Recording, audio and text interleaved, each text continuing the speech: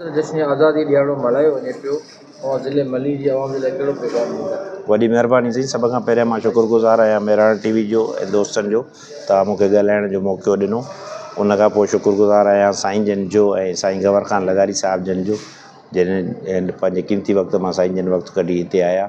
अॼु जे इन जश्न आज़ादी जे पुरमुसरत मौक़े ते मां मलीर जी आवाम, कराची जे, सिंध जे ऐं पूरे पाकिस्तान जे आवाम खे दिली मुबारकबाद पेश कयां थो।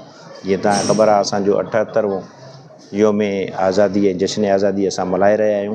पर अलाह ताला हिन जश्न आज़ादी सां असांखे हिकु ॿी बि फतह ऐं कामयाबी नसीबु कई आहे पाकिस्तानी क़ौम खे।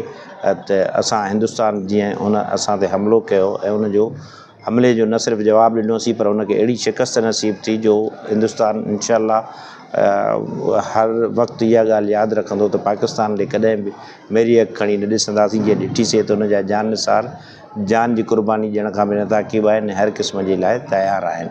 मां अॼु मलीर जे आवाम खे ई पैगाम ॾींदुसि त जश्न आज़ादी जे मौक़े ते तव्हां सभिनी ऐं असांजो फ़र्ज़ु आहे त असां हिन पंहिंजे मुल्क पाकिस्तान जी तरक़ी, ख़ुशहाली ऐं कामरानी जे लाइ जदोजहद कयूं, गॾिजी कमु कयूं। जेको जंहिंजो रोल आहे उहो पंहिंजे रोल में महिनत करे त जीअं असां पंहिंजे मलीर डिस्ट्रिक्ट, सिंध ऐं पाकिस्तान जो नालो रोशन करे सघूं।